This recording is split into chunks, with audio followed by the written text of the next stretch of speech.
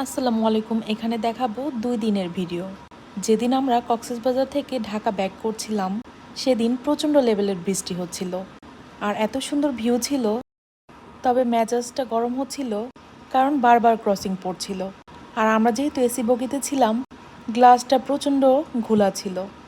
ঘোলাটে থাকার কারণে আমার হাজব্যান্ড আমার জন্য বাহির থেকে ট্রেনের গেট থেকে ভিডিও করে নিয়ে এসেছে। তাই আমার জন্য না হলেও তার জন্য হলেও একটা লাইক তো সে ডিজার্ভ করে, তাই না? Just kidding. ট্রেন স্লো হওয়ার কারণে আর বারবার ক্রসিংয়ের জন্য আমরা বাসায় পৌঁছাতে পৌঁছাতে প্রায় 10টা বেজে যায়। যেখানে পৌঁছানোর কথা ছিল 8টার দিকে। আম্মু গরম গরম ভাত রান্না করে রেখেছে, সাথে ছিল ঝাল ঝাল শুটকি ভর্তা আর পটল ভাজা। এই স্বাদটাই তো এতদিন মিস করেছিলাম। এরপর পাতে পড়ে গেল গুলশা মাছ। গুলশা মাছটা আম্মু টমেটো দিয়ে রান্না করেছিল। আর গ্রেভিটা দেখেন কি ঘন হয়েছে, খেতে কিন্তু খুব দারুণ লাগছিল। আর সারাদিনের লম্বা জার্নিতে প্রচণ্ড ক্ষুধাও পেয়েছিল। এই তো মায়ের বাসায় আসা শান্তি। এসে কোনো গরম গরম রান্না করতেও হলো না, সব আগে থেকেই রেডি ছিল। আমরা এসে ফ্রেশ হয়ে জাস্ট খেতে বসে পড়লাম।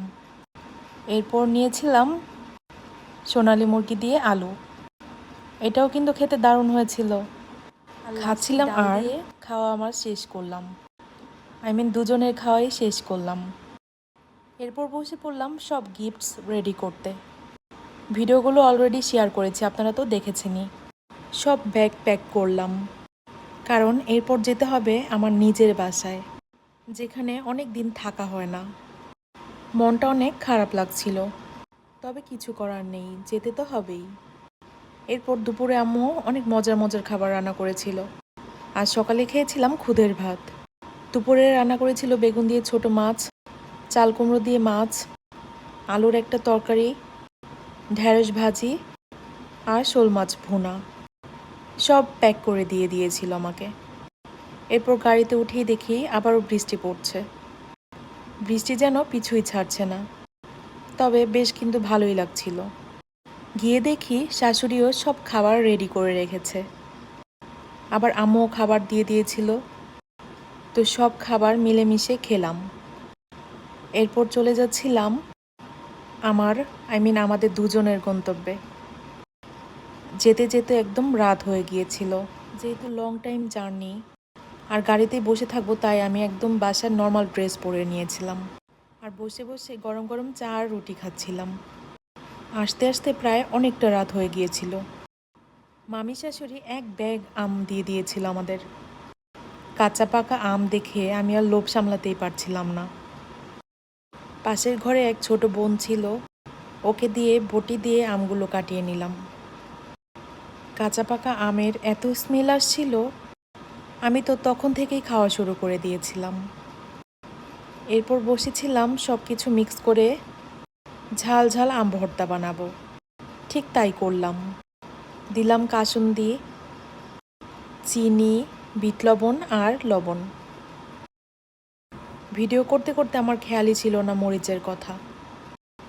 খাওয়ার পরে তারপরে এত মজা লাগছিল, খেতে খেতে অর্ধেকই খেয়ে ফেলেছিলাম। থ্যাংক ইউ মামি শাশুড়ি এত মজার মজার আম দেওয়ার জন্য। আপনি তো আমার ভিডিওটা অবশ্যই দেখবেন। খুব তৃপ্তি নিয়ে খেয়েছি। Thank you so much again. এরপর লাস্টে অ্যাড করেছিলাম মরিচ, পোড়ানো মরিচ আর কাসুন্দির ঝাঁঝালো ঘ্রাণ একদম নাকে গিয়ে লাগছিল। সব এখন স্মৃতির পাতায় থাকবে।